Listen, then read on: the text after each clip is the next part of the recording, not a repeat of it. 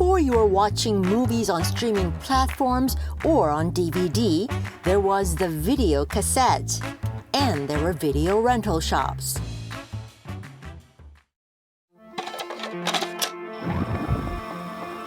Do you know Kim's Video?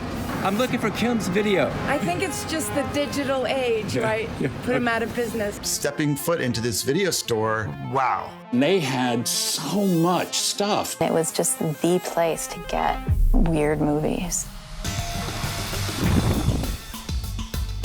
Kim's Video collected these stories, and it gave them a home. I've never met anyone like Mr. Kim. We knew almost nothing about him. He's always very secretive. Scary? Extraordinary.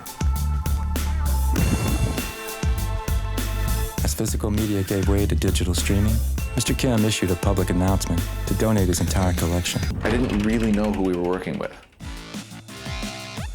Sicily was a town that was trying to rebuild itself. If you had the collection, you would be able to use it to leverage money for...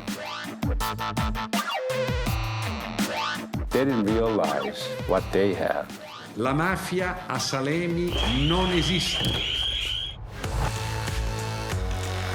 Dreams, movies, and life are indistinguishable. These movies had taken possession of me. So on that night, I summoned the ghosts of cinema. And the only way to stop my mania was to free the collection. So who did that? You and... We had help. Jim Jarmusch helped. Charlie Chaplin, Alfred Hitchcock, Godard, Sparta. No Tarantino?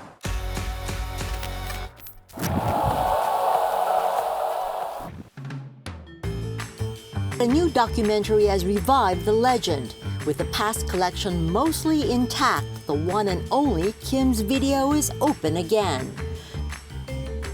To hear about this epic journey of one man and his love for movies, our globalist today is the Kim of Kim's Video, Kim Yongman.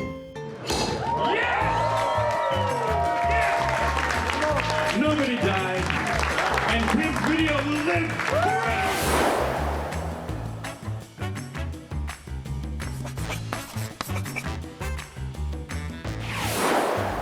So, welcome, Mr. Kim, to the Globalists.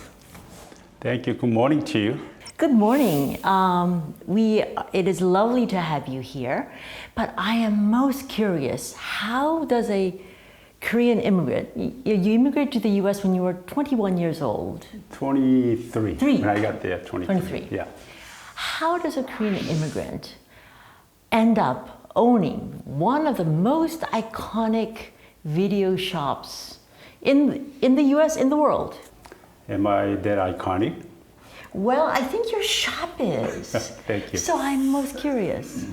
I started with the green grocery store. Oh, grocery store. It's a quite small one. Happened to be settled in East-Village that really my life in film dynamically changed. So my business career started when I was 24.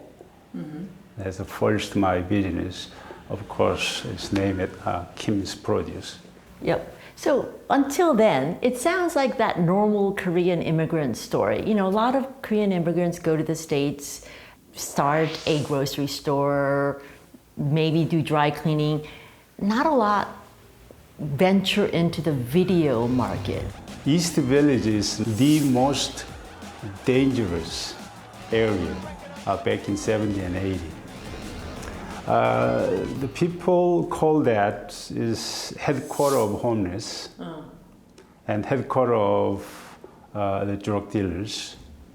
And I open 24 hours in Alphabet City. It's such a dangerous area that Kim opened 24 hours.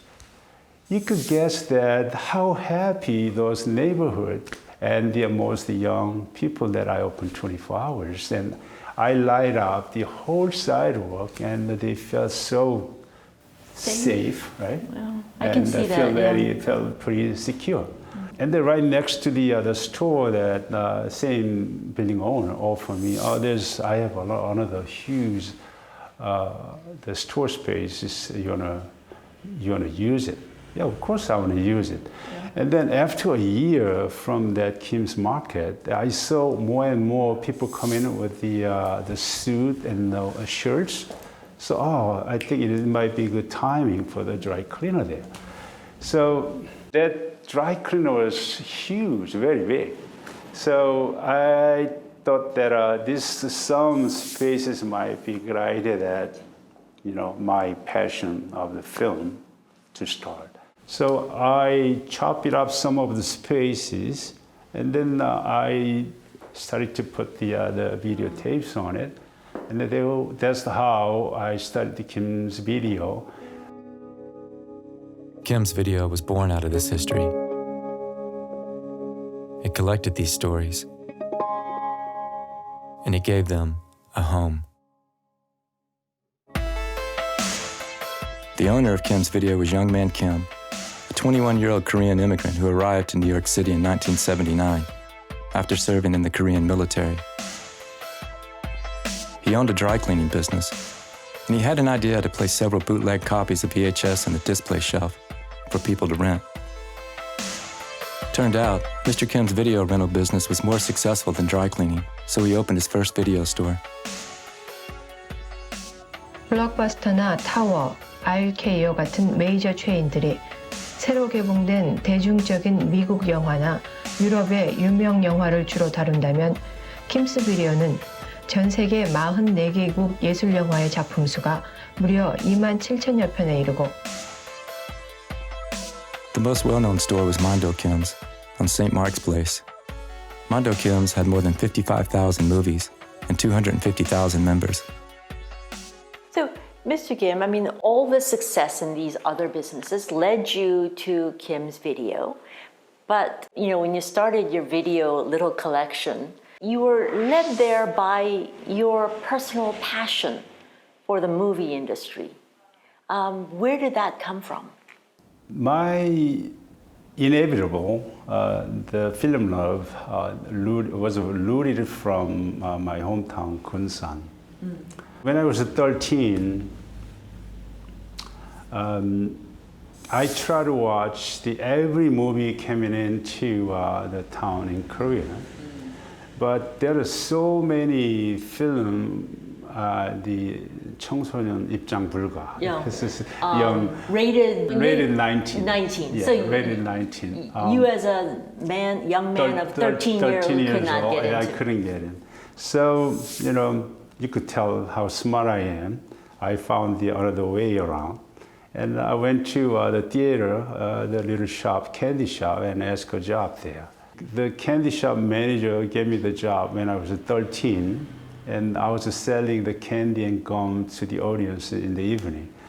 And then my father's friend found me, and my father ran into it, and he took me out of the theater. There was one happening only 2 days, but I was so happy walking in the theater. And then ever since then, whenever my school time, and when good movie came into the city, I always jump out of the school, and I had to watch those movies. That was my whole life prior to my arrival to the East-Village in Manhattan. So that was my film relationship started with. And so when you went to the States, where many of these films were made, it must have given you great excitement that you were finally doing something you were so passionate about. I didn't have to make money, and I didn't have to expect any other profitable income coming from video store. So what I did, I wanna do the video store something quite unique and different. I attended at the many film schools, and I learned a lot of films, but couldn't find any videos, couldn't find any tapes. Those films that I learned from the textbooks in the school. Oh. So what I did, I try to find those collections adding into the shelf. It might be different from most other video stores. So, which I did. And I went to the French, the culture service. I found just the gold mine there, gold mine. And I asked them if I could rent. Yes, of course, you could rent 3 tapes a day. I convert I went there every single day.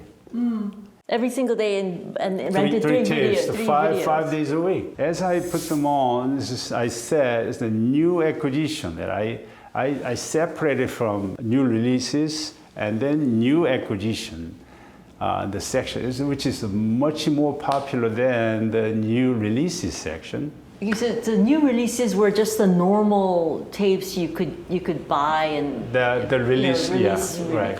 But new acquisitions were the ones that you had from my own way. Yes. My own way of the newly acquired, and I found every day that one copy wasn't enough, so I added up. It's like duplicate. There's 2 copies and 5 copies. It's still popular. So all of a sudden, I found a way to differentiate the Kim's video from everybody else. Everybody else. Right.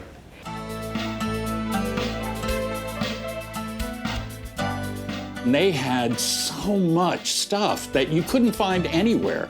You know, in bootlegs of things that didn't exist, that never had come out on VHS or DVD. Ephemera and stuff from Europe and the most obscure titles. It was like a treasure trove. At the time, this is 1987, stepping foot into this video store, it was wow. I'm stepping into the gold mine of cool. So then I'm curious about the fact that when the digital age came about and video cassettes were now being phased out, at a certain point, you were forced to close. Why didn't the collection go to a university? Why did it head to a little small town in Sicily, Italy? Kim's Video, I opened about 11 stores, 11 locations. And I would say mid-1990, we were already supplied to close to 60 universities in the US. We also supply some Japanese university and Taiwanese, and even Seoul University in Korea. We supply more than very close to globally, about 70 university library that we filled with our collection in it. So I get them enough collection donated and made them available in New York and New Jersey area. And then why they were so upset and greedy about my last collection, they want to keep in the New York and New Jersey. So I thought it might be very different decision, but might be very good idea to send to the part of the Europe.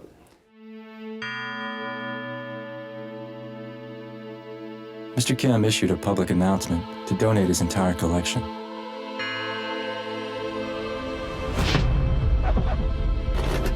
A small town in Sicily called Sicily asked an American sociologist to write a proposal and give it to Mr. Kim in person. Sicily had lots of space and was looking for arts projects, and Kim had a big collection that needed space. It was a beautiful building, and they designated it for this purpose. Well, we were told that it was designated for this purpose. Pictures of it went into the proposal to Kim that was posted on big A1 sheets in his shop to assuage his members that it was going to a good home. As you close your stores, each of that store's collection was donated to different universities. Correct. And the last one, the one that was sort of considered the last jewel, is the one that headed to Sicily. Correct. And that is the one that David and Ashley Redman sort of made as the topic of their documentary, Kim's Video. What did you think when you heard about their project? David and Ashley, they contact me again, Mr. Kim, you must meet me. Why must? And he said, you must. All right, then come to Seoul, Korea. You know, that was my signal that I'm not interested. Yeah, don't come and meet me. And then he said, Seoul where? All right, when you come to the Seoul, call me and I'll tell you where. They were coming. Yeah. In Seoul, Korea, so it was in the other film. And then once they came in, and then as soon as we sat down, he showed me his computer and showing me that last 3 years, what kind of footage that they shot already about the documentary film. The people who used to work for me 20, 30 years ago, they had an interview so many people that even I forgot and that they found. Yeah. Very, very impressive. That was incredible moment. So even if I said it, I still said it, don't do it, I'm pretty sure they will continue. So I had no other choice. So I told them, let's do it then. Yeah. But did you know that they were actually going to bring back the collection? Bringing back the collection of, I was very cynical and very pessimistic. And my more concern was that I couldn't provide another shelter of those collections because 55,000 collection is really not a joke. You need a huge spaces to. So I told David, if you find a shelter in US and satisfy all those conditions to satisfy, then I will do it. He and I, we try as many institutions, and finally Tim League, Tim, the owner of Alamo Film Theater chain, he has about 68 locations in US. He said he will accept all those 3 conditions. And so I told David, then why not? And then from that point, he tried to negotiate with the people in Salemi. It's unbelievable. Yeah, but in that documentary, ultimately stealing the collection. You're talking about heist, right? Yes, the heist. Right.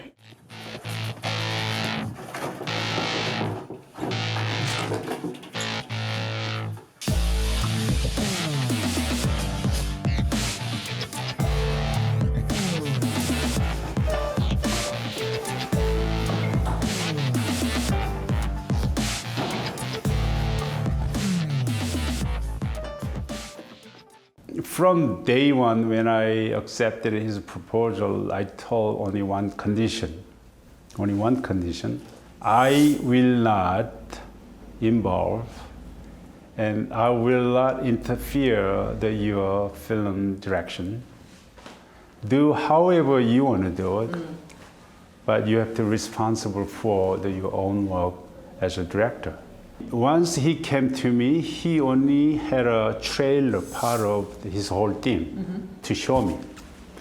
And then after I approved, he did it, the whole part of those heist, the insult, the scenery in it. So unbelievable! I never thought about this. This is so real. I'm telling you, this is really so real. You did it without my permission either, right? So you could be a thief, you could be a thief. Unbelievable. So who did it? You and Ashley, for surely. And we had help. Like Jim Jarmusch helped. Charlie Chaplin. Yeah. Myra Darren helped. Alfred Hitchcock. They all help you. Godard. Yeah. Agnes Varda. A lot of filmmakers helped. No Tarantino. He might help. I'm still trying to reach out to him. He hasn't gotten back to me. Oh, that's incredible. The most well-known film people, they must help to save Kim's collection because Kim's video deserved your cooperation. That's what he meant. Yeah. So what did you think about the documentary? Film that I love. Every audience is like they have their own perception. I have my own perception also as an audience. One of the very the significant message that I caught from his film, he said, his narration said, I ended up in New York because of the Kim's video. That was very, very, very incredible point as the owner of Kim's Video that I really appreciate it for, which is a truth. There's so many film students and art students that they came to the schools of the New York because of the Kim's Video. And so many independent and underground the filmmakers and musicians, they came to the New York to settle because of the Kim's Video and music. So after those few decades of the Kim's Video history, that was my strongest point that I really share and appreciate from people's respect to Kim's Video. You really ignited the fire for a lot of people. Do you think so? Thank you. I think so. Yeah, thank you. Yeah. I also hear that there was some reaction from Sicily. When they heard the Kim's Video collections coming back to New York, about 5 young Salemian came to me and Mr. Kim. I don't want to lose Kim's Video and Kim's Video legacy from Salemi, so we want to do something. Could you advise me how to study this? And I suggest them, why don't we start the new film festival here? So they came back with the Kim's Film Festival. So every July, about 8 days, the festival last week in July. It is more than, beyond than the film festival, it is more like a social campaign. The theme of the film festival is Odyssey. And the Odyssey is that who left their town and coming back or return to their town to re-establish their relationship from their hometown. Any movie that made with this kind of a storyline, we will invite and promote their small towns through our film festival. We got about 10 films to show this year, and last year was about 7. And next year we expect more film. I definitely want to reach out to the Korean young generation to invite them coming over to exchange our cultural the backgrounds each other and finding some connection, common ground that how we can work together. Yeah, I think it is a big small town revival movement that everyone can sort of participate in. Last question. Sure. What is next for you, Mr. Kim? I mean, of course, I think this film festival means a lot to you, and you will obviously be involved in it. The world of video is over. Kim's Video, are we maybe seeing Kim's Video becoming another something of a Netflix? You want to work with me then? Are you proposing? Are you going to start? Oh, sure. Yeah, I could. Yeah, I need a lot of partners. Sure. Thanks for that question. I wish to develop my life story into feature film, a little fictionalized, but I want to have a film not only just for the entertaining purpose. I want to also share a lot of message that.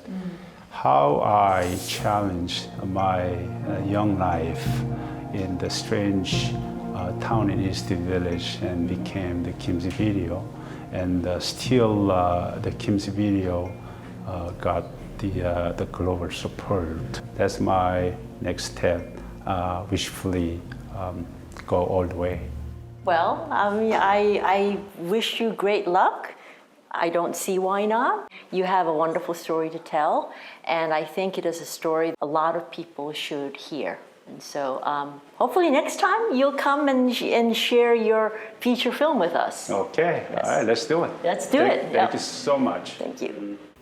And that's it for me. I'll be back next week with another globalist who's putting Korea on the map. Son Ji-ae out.